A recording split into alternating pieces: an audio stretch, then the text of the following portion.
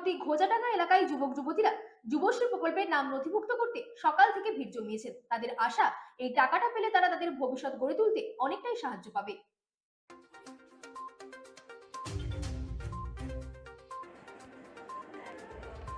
উত্তর 24 পরগনা বসিরহাটের ঘোজাডাঙ্গা সীমান্ত লালুয়া মেরুদণ্ডী কর্মতীর্থে যুবশ্রী প্রকল্পের নাম নথিভুক্ত করতে সকাল থেকে ভিড় জমিয়েছেন যুবক যুবতীরা। সীমান্তবর্তী এলাকা হয়, এখানে বাজারঘাট কলকারখানা নেই বললেই চলে, যার কারণে এসব এলাকার যুবক যুবতীরা অধিকাংশই একদিকে যেমন দরিদ্র সীমার নিচে বসবাসকারী পরিবারের, অন্যদিকে তেমন এরা বেকার। তাই ভবিষ্যতে ভালো কিছু করার আশা নিয়ে চোখের স্বপ্ন নিয়ে দাঁড়িয়ে যুবশ্রী প্রকল্পের লাইনে। তাদের আশা, প্রতি মাসে এই টাকাটা পেলে তারা তাদের ভবিষ্যৎ গড়ে তুলতে অনেকটাই সাহায্য পাবে।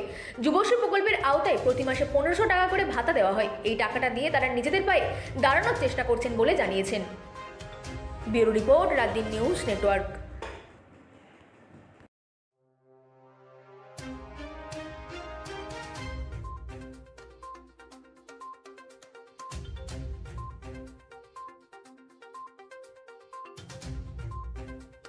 তারা হাতে কোনো পয়সা পেত না। মাননীয় মুখ্যমন্ত্রী মমতা বন্দ্যোপাধ্যায় লক্ষ্মীর ভাণ্ডার যারা মেয়েদের জন্য ভাবছিল, এখন ছেলেদের জন্য ভাবতেছে। যারা 21 বছর বয়স থেকে 40 বছর বয়স পর্যন্ত জমা দিয়ে দেওয়ার ফর্ম জমা চলছে। বসিরহাট 1 নম্বর ব্লকের সুইচ গেট মাঠে, হেলিপ্যাড মাঠ কর্মতীর্থে জমা চলছে। 7 পঞ্চায়েত বসিরহাট 1 নম্বর ব্লকের এখান প্রত্যেকের জমা চলছে। 26 তারিখ পর্যন্ত এখান জমা চলবে, ফর্ম জমা চলছে। আপনারা দেখেন, এখান সবার জন্য মাননীয় মুখ্যমন্ত্রী মমতা বন্দ্যোপাধ্যায় যেটা মুখী বলেছে, কাজে দেখাচ্ছে। সবার সামনে দেখে নেন, সেটা মাননীয় মুখ্যমন্ত্রী মমতা বন্দ্যোপাধ্যায়। মানুষ বেকার, যে বেকার ছেলেরা, তাদেরও তো হাত খরচ টাকা লাগবে, তাদের জন্য 1500 টাকা করে মাননীয় মুখ্যমন্ত্রী মমতা বন্দ্যোপাধ্যায় ভাবছে।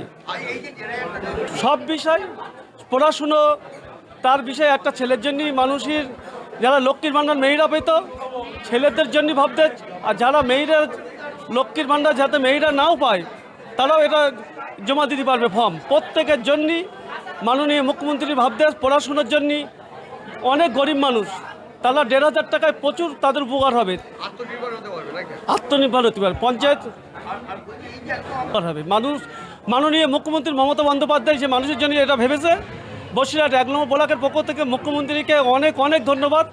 এই 1500 টাকা মানে যাদের মানুষের, অনেক তো গরিব মানুষের সন্তান আছে, তাদের বিশাল উপকার হবে। রিপুল মণ্ডল, বসিরহাট 1 নম্বর ব্লকের সভাপতি। একদম সীমান্ত এলাকার বাড়ি।